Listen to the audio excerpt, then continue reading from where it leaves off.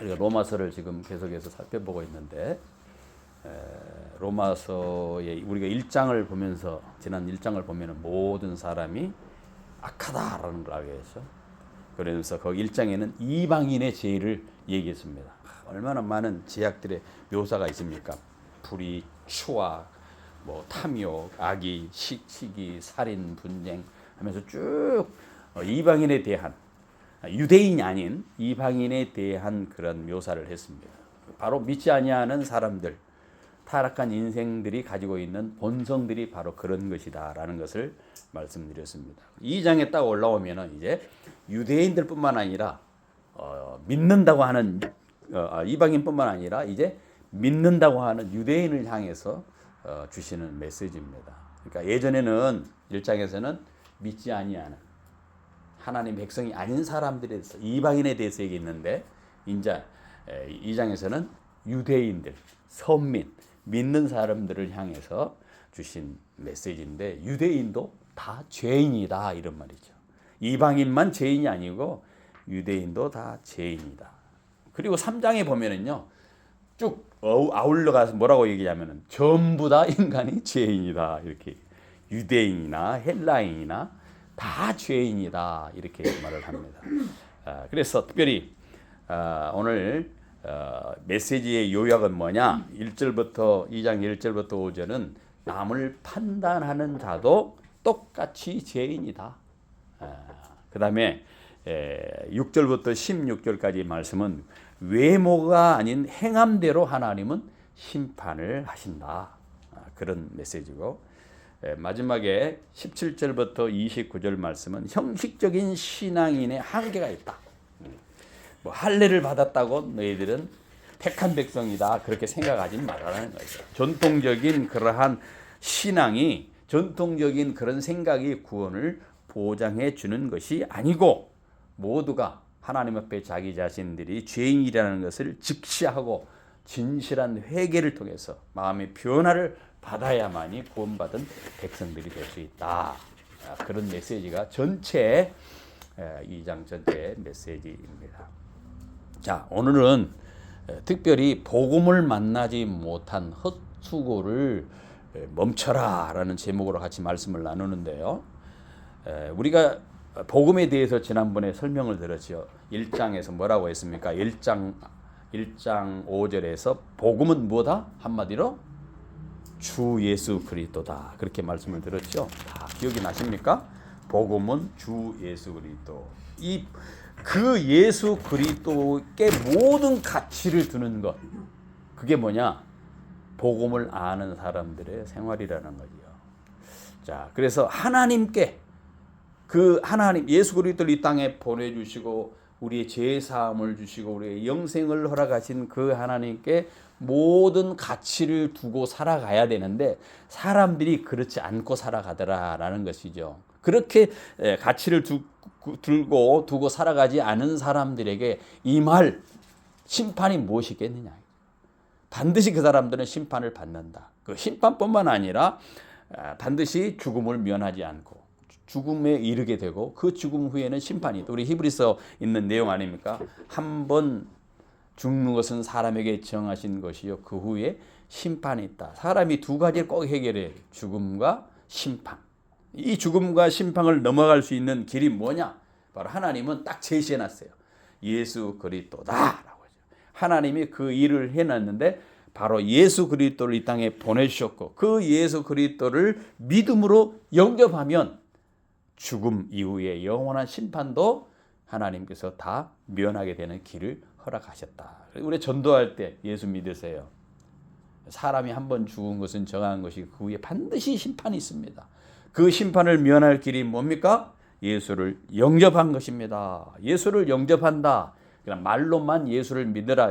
말로만 예수를 안다. 지식적으로 아는 것이 아니라 예수 그리스도를 인격적으로 받아들여서 그분을 예수 그리스도를 주인으로 섬기고 예수 그리스도의 뜻 안에 살아가는 그 사람이 바로 뭐냐? 십자가를 아는 사람이고 은혜를 아는 사람이고 복음을 아는 사람. 즉 예수 그리스도를 영접하는 사람이라는 겁니다. 근데 이렇게 많은 사람들이 구원의 길을 찾지 못하는 이유가 뭐냐? 분명히 예수님께서 길을 딱 만들었는데 복음을 줬는데 그걸 찾지 않고 사람들은 다른 데서 모든 것을 찾으려고 한단 말이죠. 그래서 오늘 그것을 뭐라고 하냐? 복음을 만나지 못하면은 하나님의 은혜를 알지 못하면 자꾸 다른 데서 어떤 수고를 하려고 한다는 거예요. 그것을 사도 바울은 멈추라, 그렇게 하지 말라라고 지금 경고한 메시지가 이 로마서 2장에 있는 메시지입니다. 많은 사람들이 정말로 구원의 길을 찾지 못하는 이유는 뭐냐? 엉뚱한 데다가 자기 에너지를 쏟는 거예요. 엉뚱한 데다가. 오늘 그 엉뚱한 에너지를 쏟는 게 뭐였냐면 그 바로 오늘 남을 비판하고 남을 판단하는 데 에너지를 수고를 하고 있단 말이죠. 1절에서 5절 말씀이 그겁니다. 사람들이 왜 남을 판단하고 있느냐? 왜 남을 비교하느냐? 자기를 보호하려고. 나는 저 사람보다 낫습니다. 이렇게 자기 자신에 대해서 그런 가짜 자존심을 가지려고 하는 그런 마음이 있단 말이죠. 그래서 판단을 하고 그런다. 유대인들이 그랬단 말이죠. 유대인들은 저것들이 이방인보다는 우리는 괜찮아. 그런 생각을 가지고 있으면서 판단을 하더라는 거죠. 교회 공동체 안에서도 마찬가지입니다. 다른 사람을 비판하고 판단하는 것은 뭐냐? 나는 저 사람보다 낫다라고 하는 것을 보여주기라는 이런 것이죠. 그래서 오늘 특별히 1절에 그러므로 남을 판단하는 사람아 누구를 막론하고 너가 핑계하지 못할 것은 남을 판단하는 것으로 네가 너를 정죄함이니 판단하는 네가 같은 일을 행함이다. 이렇게 표현하고 있습니다. 여러분 우리가 남의 허물이 잘 보이는 이유가 뭘까요? 그 허물에 대해서 알기 때문에 자기가 허물이 많기 때문에 그래요. 도둑이 도둑놈을 잘 알죠. 그죠? 예. 도둑이 도둑놈을 잘 알아요. 그렇단 말이죠. 그래서 어디 가면은 그 영화 같은 데 보면 딱 이렇게 도박하는 장에 갔는데 저 사람 타짜인데 딱 그렇단 말이죠.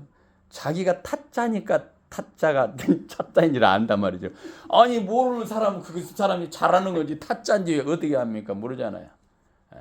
그러니까 여기 지금 판단한다. 남을 판단한다라고 하는 것은 자기가 그런 죄를 범하고 있는 인간이기 때문에 남을 판단할 수 있다라는 거예요. 유대인들이 그런 죄에 빠져 있는 거예요. 나는 하나님의 백성이야 하면서 스스로 자기 의의를 내세우고 다른 사람을 평가를 하는 거예요. 근데 그 평가한 자체가 뭐냐? 너도 똑같이 그 사람하고 똑같은 그런 존재이기 때문에 그렇게 평가를 한다라는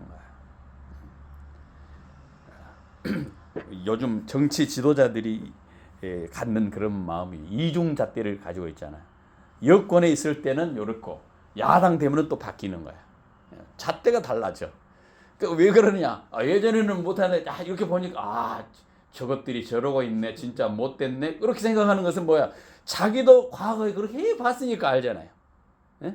안 해봤으면 어떻게 알아? 그 사람이 그렇게 하는지. 그런 마음이 있는 것처럼 우리 인간에게는 그런 이중잣대가 있다라는 거예요. 이중잣대를 가지고 있는 것은 자기가 깨끗해서가 아니라 지금 하나님께서 심판을 당장 내리지 않고 기다려주고 있는 것을 모르고 자기가 깨끗해서 나는 저놈보다 낫기 때문에 이렇게 내가 떳떳하게 살아가 이렇게 생각하고 착각에 빠진단 말이죠. 이게 바로 뭐였느냐면은 이게 유대인들이 생각하는 사고였단 말이에요. 그렇게 하는 것은 뭐냐? 아까 성경이 이랬더니 하나님의 진노를 멸시하는 하나님의 오래 참으심을 멸시하는 행위라는 거죠. 하나님이 참고 계시니까 네가 지금 너는 그렇게 살고 있는 것이지 너 가만히 네가 뭐 죄가 없어서 살려준 줄 아느냐? 지금 성경은 그 얘기예요. 하나님이 참고 있는 것이지 하나님이 진노가 참고 있는 것이기 때문에 너는 지금 그렇게 하고 있는 것이지 만약에 진노 참지 않으면 너도 똑같은 그런 존재야. 그것을 말씀하고 있다라는 겁니다. 또 여기 17절에서 24절의 쭉 내용을 보면은요. 인생을요. 자기가 스스로 통제하려고 한다는 거예요. 사람들이. 자기 스스로 통제하려고 하는 욕심이 있어요. 그래서 유대인들은 다른 사람을 비판하는 거야. 자기 스스로고 내 것은 내가 잘 알기 때문에 나는 잘 알고 있어. 니네들이 하는 걸 모른다? 자기에 대해서 의의를 내세울 뿐만 아니라 자기 자신에 대해서 스스로가 자기가 자기 자신에 대해서 뭐라고 할까요? 집착해져 있어. 나는 내가 나를 보호할 수 있어. 나는 하나님 앞에서 떳떳하다. 이런 생각을 가지고 있단 말이죠. 이게 참 나쁜 제약입니다. 우리 출애굽기 16장에 보면 만나 사건이 나오죠. 만나, 그죠? 이스라엘 백성들이 출애굽 애굽에서 광야에서 그들에게 먹을 것이 없을 때 하나님께서 하늘에서 만나를 내려 주시잖아요. 하늘에서 일용한 양식으로 만나를 딱 내려 주시는 거예요. 그러면 만나를 내려 주시면서 뭐라고 얘기했냐면 절대 많이 걷어가지 말아라. 하루 먹을 것만 가더라. 한 호멜씩 한 사람이 딱 하루 먹을 것만 걷어요. 그런데 인간의 욕심은 뭐예요? 사람의 마음이 어떻습니까? 오늘 먹고 내일이 없으면 어떻게 되겠어? 내일 때문에 두 호미를 갖다가 집에다 싸놔. 그러면 한 호미를 먹었어. 그 싸놓은 것이 그대로 남아 있어야 되는데 성경에 보면 다 썩어. 이게 인간의 욕심이라는 거죠. 예. 그 만나의 이 사건을 통해서 우리가 알 수 있는 건 뭐냐면은 매일매일의 삶을 하나님께 맡기고 그렇게 살아야 되는데 내가 삶의 주인이 돼가지고 내가 그것을 이렇게 해보려고 그래요. 그래서 염려가 올 때 하나님께 염려를 맡겨야 되는데 그 염려를 내가 해결하기 위해서 만다를 하루아치 더 그냥 걷어서 쌓아놓는 거예요. 이런 행위를 한다는 거예요. 그건 아침에 일어나면 다 썩지요. 하나님은 매일의 양식을 주시면서 남기지 말아라 이렇게 말씀해요. 하나님이 그걸 정해놨단 말이에요. 정해놨어. 근데 하나님이 내 삶을 컨트롤하겠다라는 말이죠. 하나님이 정해놓고 그런데 인간은 뭐냐? 내일이 불안해. 내일이 불안하니까 뭘 합니까? 내일을 위해서 내가 책임을 거기다가 올려. 내가 그것을 만들어 놓고 그것을 내가 신뢰를 한단 말이죠. 내가 딱 그러니까 신앙이라는 게 마찬가지예요. 하나님 앞에 신뢰하고 하나님을 바라보고 해야 되는데 자꾸 자기가 어떤 것을 만들어 놓고 그것에 집착하려고 하고 그것이 의존을 하려고 자기가 해결해 보려고 한단 말이에요. 이거는 뭐냐? 잘못이다. 이게 잘못이에요. 이제 지금 유대인들의 사고 방식이 바로 그런 것이었고 지금 로마에 있는 성도들에게 보낸 편지가 바로 그런 내용이죠. 네가 하려고 하느냐? 왜 하려고 하느냐? 그러니까 자기가 의를 내세우게 되잖아요. 자기 의. 그죠? 그러니까 자기가 의가 있으니까 자기가 대단하니까 다른 사람에 대해서 무시해. 그게 바로 뭐냐? 비판을 하고 판단을 한다는 거예요. 그게. 자기의 어떤 것을 가지고 판단하려고 하는 것은 잘못이라는 거예요. 우리가 신앙생활을 잘한다는 것은요. 내가 플랜을 어떤 계획을 잘 세운다 그런 것이 아니라 아까 말씀드렸듯이 하늘에서 하나님께서 광야에서 만나를 하루에 매일 내려주시면 걷어가지고 그날만 먹으면 끝나는 거예요. 그리고 하나님을 바라보고 살아가야 되는데 우리는 어떻게 하느냐면 내일 먹을 것도 모레 먹을 것도 미리 좀 많이 쌓아놓으려고 한단 말이죠. 이건 신앙이 아니라는 겁니다. 그래서 마치 뭔가 하나 있으면 든든해진 것처럼 의지하려고 하고 뭔가 완장을 채워놓으면 자기가 뭔가를 다 자기 자신을 통제할 수 있는 것처럼 착각에 빠져 있는 것. 이것은 신앙이 아니라는 거예요. 그런 신앙을 가지고 있을 때 자기는 잘한다고 생각하고 다른 사람에 대해서 판단을 하고 비판하는 그런 소지가 있다라는 거예요. 지금 유대인이 낳은 게 뭐냐? 이방인하고 똑같은데 마치 자기들은 아닌 것처럼 착각에 빠져 있다라는 거예요. 그 이야기를 만나 사건을 통해서 우리도 유대인도 똑같이 하나님을 이방인도 똑같이 하나님을 바라보며 살아가야 될 그런 존재들이라는 거예요. 그렇게 하기 위해서 하나님께서 지금 너희들이 또 똑같이 이방인처럼 똑같은 죄인이다 선언을 하고 있는 겁니다. 특별히 12절에서 16절에 보면은 하나님께서 거기에 우리에게 주신 두 가지가 있어요. 뭐를 줬냐면은 우리 인간에게 율법하고 뭐를 줬습니까? 양심을 주신 이유가 있어요. 양심. 로마서 2장에서는 특별히 성경 전체 맥락에서 볼 때 하나님께서 우리에게 율법을 주신 세 가지 목적이 있습니다. 그건 뭐냐? 그 율법을 보고 이 하나님의 말씀을 보고 뭐 하라고? 절망을 통해서 하나님 앞에 나아가라고 주는 거예요. 이방인도 그 율법을 보면서 절망하고 해야 되지만 우리 믿는 사람, 특히 우리 믿는 사람 성경을 보면서 야 나는 이렇게 잘 지키고 있어 이렇게 말하는 것이 아니라 너도 율법을 지킬 수 없는 그런 존재다라고 하면서 자기 자신에 대해 절망하라고 주신 거라는 거예요. 절망할 때 뭐가 생각납니까? 절망하면 나는 이렇게 할 수 없는 존재인데 하나님이 나에게 필요하구나 이렇게 나아간다는 거예요. 율법은 기능이요.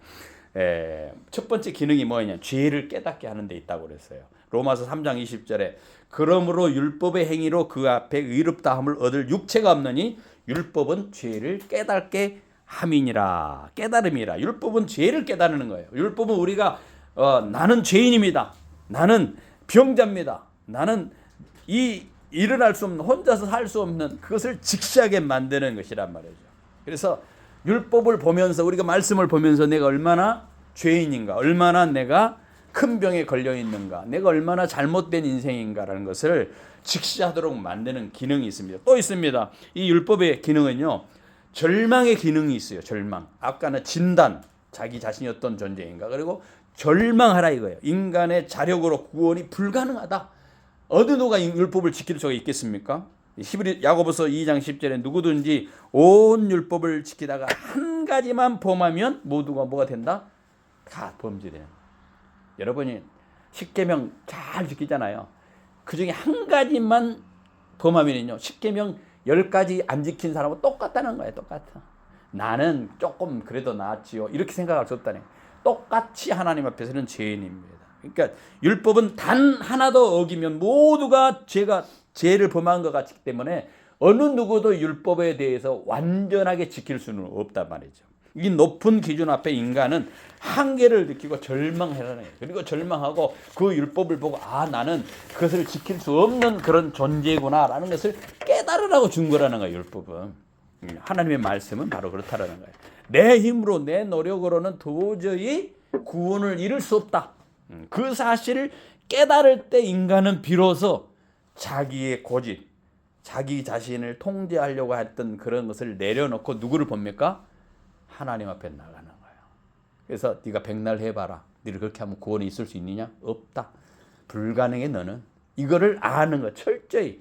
그래서 율법의 행위로서 구원을 얻으려고 하는 노력이 얼마나 헛수고인가, 그거를 알도록 하는 기능이 바로 율법의 기능이 있어요. 그리고 나서 이 율법의 기능 중에 하나는 이정표 기능이 있어요. 우리를 어디로 가게 한다? 네가 그런 존재이냐? 그럼 너는 어떻게 해야 되느냐? 그리스도께 나아가야 된다. 율법이 예수 그리스도께로 떠미는 거예요. 우리를. 네가 하는 거 봐라. 네 행동하는 거, 말하는 거, 네가 살아가는 거, 모든 것을 봐라. 너는 도저히 네 힘으로, 네 노력으로, 네 어떤 것으로 구원을 얻을 만한, 그 율법을 완전히 지킬 만한 그러한 능력이 없다. 그렇기 때문에 네가 손을 들고 어디로 가라? 예수 그리스도께로 가라. 이것이 인도하는 것이 바로 뭐냐? 율법이래. 그래서 성경은 이 율법을 뭐라고 표현하냐면 몽학선생이다, 그렇게 말해요. 몽학선생. 즉 초등교사라는 게, 몽학선생님 초등교사. 갈라디아서 3장 24절 이같이 율법이 우리를 그리스도께로 인도하는 초등교사가 되어, 몽학선생이 되어 우리로 하여금 믿음으로 말미암아 의롭다함을 얻게 하려 함이라.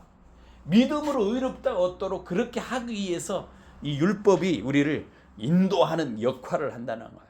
율법을 읽을 때, 성경을 읽을 때 내가 얼마나 죄인인가, 얼마나 연약한 사람인가, 나는 이것을 지킬 수 없는 존재이다. 하나님의 은혜가 절대로 필요합니다. 하나님의 은혜가 아니면 나는 살아갈 수 없습니다. 이렇게 고백하게 만들 수 있는 것이 뭐냐? 만드는 역할을 하는 게 율법이라. 율법.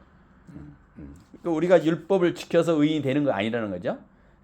그래서 예수 그리스도 앞으로 나아가도록 그렇게 아이를 학교로 인도하는 그런 하인처럼 우리가 율법인 죄인을 십자가 앞으로 나아가도록 하는 그런 역할을 담당한다 얘기를 하고 있습니다. 자, 그래서 하나님은 유대인에게 뭘 줬어요? 율법을 줬어요. 자, 그렇다면 이방인들에게는 뭐를 줬느냐? 성경을 아까 보니까 이방인은 양심을 줬어요. 양심. 우리에게는 양심이 있어요. 이 양심을 주신 목적이 뭐냐? 아까 율법을 주신 목적처럼 똑같아. 안 믿는 사람, 믿지 아니하는 사람, 하나님을 모르는 그 사람에게 뭘 주냐? 양심을 줬어요. 양심을 주는 그 이유는 뭐냐? 너 절망해라. 네 양심으로 지킬 수 없어. 스스로 절망하도록 만드는 것을 양심. 100% 율법을 지킬 수 없는 것처럼 양심대로 100% 살아갈 사람이 있습니까? 없습니까? 없어요. 양심대로 완벽하게 사는 사람은 없습니다. 양심은 헬라어로 뭐라고 하냐면 슈네이데이시스라고 하는 단어를 쓴대요. 함께 알다라는 그런 의미가 있어요. 자기 자신과 더불어 아는 지식. 자기 자신이 잘 알아. 가책을 받는지 안 받는지 자기 자신이 너무 잘 알아. 이것이 나쁜 짓인지 안 나쁘신지 너무너무 안단 말이죠. 이런 것을 주셨단 말이죠. 그래서 율법이 없는 이방인들, 이스라엘 백성들은, 유대인들은 율법을 받았잖아요. 그런데 그 외의 백성들은, 이방인들은 율법이 없어. 그런데 뭘 하나님 심어놓냐? 그 마음속에 양심을 심어줬어. 양심, 도덕적인 기준을 심어놨단 말이죠. 신학적으로는 그것이 일반 계시다. 우리는 특별 계시를 받았잖아요. 특별 계시, 하나님 말씀. 일반 계시는 온 우주 만물을 통해서 그 마음속에 도덕적인 잘못인지 잘못되지 않는 것인지 알도록 그렇게 양심을 허락해 놓았단 말이죠. 양심을 주신 이유는 뭐냐? 율법을 주신 이유하고 똑같아. 이 양심을 주신 이유는 핑계하지 못하도록. 우리가 1장에서 핑계치 못하리라고 하잖아요. 하나님이 없다고 핑계할 수가 없어. 왜? 하나님께서 마음에 양심을 줬어. 하나님을 믿는 유대인에게 공평하게 하나님께 공평하신 분인데 하나님의 말씀을 듣고 그들이 깨달아서 내가 얼마나 연약한 죄인이구나 깨달아 하는 것처럼 하나님께서 이 양심을 주셔서 그들이 잘못된 것을 알도록 했다는 거예요. 로마서 2장 15절에 이 15절에 똑같은 그런 말씀을 하고 있는 거예요. 같이 한번 15절 같이 읽어봅니다. 이런 이들은 그 양심이 증거가 되어 그 생각들이 서로 혹은 고발하며 혹은 변명하여 그 마음에 새긴 율법의 행위를 나타내느니라. 양심이 안 믿는 사람에는 그것이 율법이에요. 율법. 심판대 앞에 서가지고 나는 몰라서 죄를 지었습니다. 이렇게 하지 못하도록 아예 내면의 감시자를 하나님께서 허락했단 말이죠. 안 믿는 모든 사람에게. 그죠?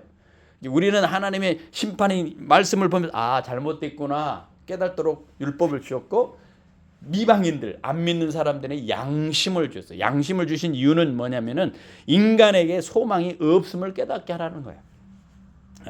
그러니까 양심을 불신자에게 주신 일종의 뭐예요? 또 율법입니다. 양심이 있다고 해서 그 양심 100% 지킬 수 있는 사람이 아무도 없습니다. 양심은 우리가 도덕적으로 완벽해라고 주신 것이 아니라 하나님께서 나는 양심, 하나님 앞에 나는 양심을 지킬 수 있는 그러한 존재가 못 됩니다라는 그 양심을 지키지 못한 무력한 존재구나라고 하면서 절망하라고 주신 것이 뭐냐면 양심이에요. 양심. 그래서 그 양심의 가축을 받고 내 힘으로는 안 되는구나 인정하고 외부로부터 오는 하나님의 은혜를 구하라는 거예요. 은혜의 구호 앞으로 나가라는 거예요. 그래서 이 양심은 뭐냐? 복음을 받아들일 수 있도록 마음의 밭을 일구는 역할을 해요. 그래서 예수님 안 믿는 사람들이 저들은 율법을 몰라. 무엇이 옳은 그런지 모르지만 저들이 그 양심을 통해서 내가 잘못돼서 이렇게 했구나라고 깨닫도록 해주시는 하나의 그런 은혜의 장치였다라는 거죠. 그래서 이 양심이 찔리는 것을 통해서 죄책을 느끼는 것을 통해서 괴로워하게 하고 이것을 괴로움을 내가 어떻게 해결하지? 라고 해서 십자가 앞으로 나가도록 그런 역할을 하는 것이 있다라는 그게 그래서 예수를 믿고 예수를 영접하고 죄 사함을 받고 양심의 그 평안한 자유를 얻도록 하는 그런 역할을 한다는 것입니다. 그래서 율법처럼 똑같이 이방인에게는 큰 죄인지 아닌지 스스로 하나님 앞에 나가서 깨달을 수 있도록 하나님께서 그들에게 양심을 줘서 가책을 받게 하고 자기 자신은 구원 안 되고 뭔가 구원할 자가 필요하도록 그렇게 만드는 그 역할을 하는 것이 양심입니다. 그래서 그 사람도 어떻게 해야 되느냐? 역시 마찬가지로 하나님의 은혜에 의해서 구원을 받는다, 의롭게 받는다라는 그런 감시의 역할을 한다는 겁니다. 율법처럼 양심도 우리를 구원의 도구가 아닙니다. 나는 죄인입니다. 하나님, 나의 힘으로는 살 수 없습니다. 난 답이 없는 인생입니다. 똑같이 그렇게 인도하는 역할, 그렇게 절망하는 역할을 할 수 있도록 하는 것이 양심입니다.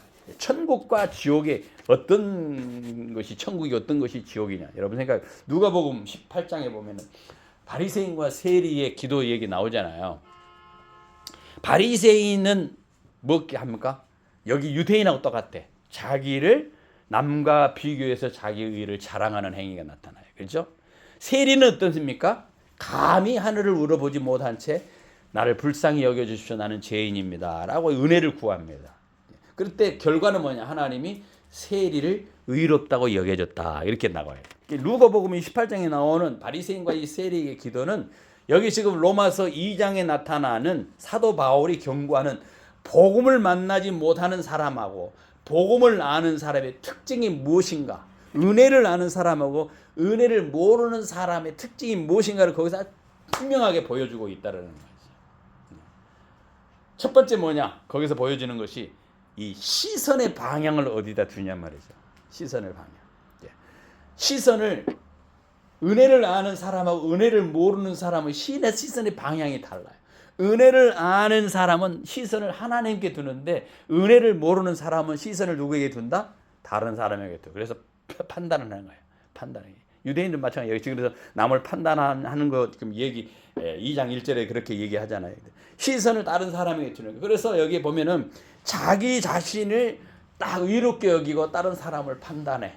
그래서 나는 저 세리와 같지 않습니다. 그것을 감사합니다. 아니 하나님께 기도하는데 왜 남을 판단을 하고 비교를 해가지고 자기를 거기다 놓냐고. 이게 똑같은 거예요. 똑같은 거예요. 은혜를 모르니까 그렇게 하는 거예요. 그러는 겁니까? 자기의 정당성을 남하고 비교를 해가지고 거기서 찾는 겁니다. 남을 정죄하고 자기 자신을 높입니다. 이 기도는 타인과 비교해서 우월성을 나타내려고 하는 그런 전략으로 그 기도를 쓰고 있는 거예요. 이게 올바른 기도냐 말이죠. 아니라는 겁니다. 이것이 바로 로마서가 말하는 표현으로 하는 판단하는 사람이에요. 판단하는 사람. 내가 다른 사람보다 더 낫다고 생각하면서 거기에 내 모든 에너지를 쏟고 그거를 위해서 내가 추구하고 비판하는데 내 모든 힘을 쓴다면 그것은 자기 자신의 의에 갇혀서 하나님 은혜를 거절하는 누구와 같다? 바리새인하고 똑같은 거죠. 바리새인. 두 번째 이 바리새인과 이 세리 중에서 알 수 있는 것은 한 사람은 의인이라고 얘기하고 스스로 얘기하고 한 사람은 죄인이라고 얘기하고 있는데 자기 인식이 내가 의인인가 죄인인가를 잘 모르는 사람이 있다는 거예요. 율법과 양심을 주신 목적은 죄를 깨닫고 절망하려고 했다라는데 이 바리새인은 어떻게 했습니까? 자기를 의인으로 규정을 하고 자기를 의인으로 스스로 나는 11조를 했습니다. 나는 금식도 했습니다. 율법의 장을 지키고 있습니다. 하나님 앞에 자랑을 합니다. 자랑을 해요. 이 바리새인의 기도는 하나님과 대화하는 것이 아니라 자신의 경건함, 금식하고 헌금을 하고 11조를 하고 이런 것을 쭉 나열합니다. 결국 하나님의 은혜를 구하거나 죄를 자백하거나 나거나 그런 것이 아니라 나는 그래도 살만한데요. 이렇게 산단 말이죠. 유대인들이 바로 그렇단 말이죠. 유대인들이 내는 선민인데 아니 우리 조상들이 아브라함이었어요. 이렇게 하면서 괜찮습니다. 이 정도는 이렇게 살아간단 말이에요. 이게 잘못이라는 거예요. 이게 잘못된 생각으로 가지고 있는 그래서 남을 비판하고 판단하는 거예요. 또 하나 있습니다. 이 바리새인은 그런 의를 자기로 규정을 하면서 막 기도하죠. 성경에 보면 따로 서서 기도를 해. 기도를 같이 하는데 따로 서서 나는 저것과 달라. 따로 서서 기도합니다. 종교적으로 행위를 가지고 있죠. 종교적인. 그러니까 우리 신앙에서 가장 중요한 건 뭐냐면 내가 종교적인 행위를 하기 위해서 사람에게 보이고 사람의 평가를 받고 사람에게 비교를 하고 있는가 아니면 하나님 앞에 그냥 내가 나아가고 있는가 그걸 보라는 거예요. 그걸 보라는 거예요. 그러니까 세리는 어땠습니까? 다른 사람은 생각 안 하고 자기 자신을 보는 거예요. 하나님 앞에 나는 죄인입니다. 죄인입니다. 누가복음 18장 13절에 세리는 멀리 서서 감히 눈을 들어 하늘을 쳐다보지도 못하고 다만 가슴을 치며 이르되 하나님이여 불쌍히 여기소서 나는 죄인입니다. 감히 하늘을 쳐다보지 못하고 가슴을 치면서 나는 율법과 양심대로 내가 그 기능이 발휘되어가지고 나는 도저히 하나님 죄인입니다 라고 자기 자신에 대해서 절망을 하잖아요. 절망. 이게 필요한 거죠. 자기 자신의 실체를 직시하는 거예요. 바리새인은 직시 못해. 끝까지 포장을 해. 다른 사람이 이렇게 하면 어떻게 생각할까? 내가 교회에 이렇게 나가면 어떻게 생각할까? 이게 자꾸 다른 사람의 시선에 주의 집중이 있는. 그러니까 교회 나가서 시험 들었다. 이런 사람들 많이 있잖아요. 교회 나오면 그 교회는 내가 안 간다. 왜 안 가네? 사람 보는 거야, 사람. 사람하고 자꾸 비교를 하고 사람하고 나는 그렇게 거기서 사람 사이에서 자기 자신이 어떻게 생각? 나는 그런 존재가 아닌데 왜 나를 그렇게 만들어? 이렇게 생각하고 실망을 하는 거예요. 그러니까 교회를 싫다고. 그런데 진짜 교회는 어떠냐? 사람을 보지 않고 하나님을 바라보고 하나님을 바라보고 자기 자신이 하나님 앞에 살아가는 거예요. 비교를 하지 않습니다. 하나님의 자비가 필요하고 긍휼이 필요하고 가슴을 치는, 그래서 죄책감으로 회개하고 나아가는 사람. 이 사람이 뭐냐? 의인이고 이 사람이 천국에 들어가는 거예요. 그런데 스스로 의인이라고 여기는 사람은 성경이 뭐라고 하냐? 지금 지옥 가는 거예요. 지옥 가는 거예요. 스스로 죄인을 고백한 사람이 불쌍히 여기고 천국에 가는 거예요. 어떤 집안에 두 집안이 있어요. 한 집안은 아주 잘 살아요. 없는 거 없이 잘 살아요. 엄마도 아빠도 그야말로 뭐 없는 거 없이 잘 살아고 있는데 이 집안에 가보면 항상 냉랭해. 대화도 없어. 뭐 조금만 얘기하면 네가 나 때문에 네가 엄마 아빠 잘 만나서 그러지 네가 네 꼴로 있으면 될 줄 아냐면서 맨날 무시하고 이런 집안이 있어. 그 온 집안이 그냥 살벌해. 살얼음판을 걷듯이 그냥 살벌하고 분위기가 한번 쎄해. 근데 어떤 집안은요 지하에서 살아. 싣고 사는데 다 서로가 다 죄인이야. 엄마 나는 내가 너 돈 못 벌어서 너무 죄송해요 하면서 늘 살아가고 있어. 아빠 엄마는 또 그래. 야 내가 좀 잘 살아서 너희들 해줘야 될 텐데 못해서 내가 미안하다. 서로 죄인이야. 근데 이 집은 항상 화목이 넘쳐난단 말이죠. 지금 그 얘기를 왜 내가 하느냐면은 지금 이들이 상황이 그렇다. 율법을 아는 사람 나는 이렇게 하고 있어. 이 사람들은 어디가 지옥 가는 거예요. 그렇지 못하고 심판을 통과하지 못하고 영생에 이르지 못하고 전부 아까 말했죠. 그 한 번 정하신 것은 사람의 죽음은 정하고 그 위에 심판이 있겠다. 심판을 통과해야 이 사람은 심판을 통과할 수가 없어. 그런데 한 집안은 늘 감사하고 자기가 죄인인 걸 알고 화목한 그 가정이 바로 천국이라는 거예요. 천국. 심판을 통과하는 가정이라는 거예요. 그래서 내가 율법을 지키고 행위로서 구원을 얻을 수 있다라는 것을 완전히 여기서는 성경은 그것을 완전히 다 내려놓으라는 얘기. 그건 안 된다는 거예요. 양심을 지켜서 내가 구원을 얻을 수 있다. 그것도 다 내려놓으라는 거예요. 그것이 선한 행위 갖고 살아가는 것이 아니라는 거예요. 선한 행위로서 그 사람이 구원을 받는 것은 아니라는 거예요. 구원의 방법은 행위인가 영접인인가, 한마디로 말하면 하나님을 예수 그리스도를 영접하는 행위로 가능하다는 거예요. 우리가 선의 기준이 있잖아요. 선.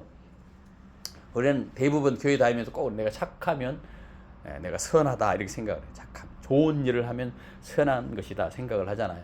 근데 성경에서 선의 기준은 뭐냐면 어떤 것이냐면은 예수를 아느냐 모르느냐가 선의 기준이에요.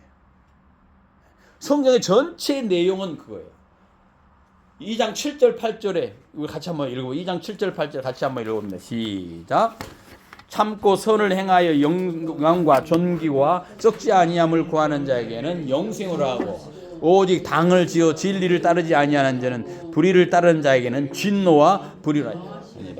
그 악을 행하는 자 이게 쭉 나오잖아요. 선과 악이라는 얘기가 쭉 나오잖아요. 여기서 보면은 선은 뭐냐? 한마디로 기준이 뭐예요? 예수 그리스도를 그 마음에 품고 있는 사람은 선이에요.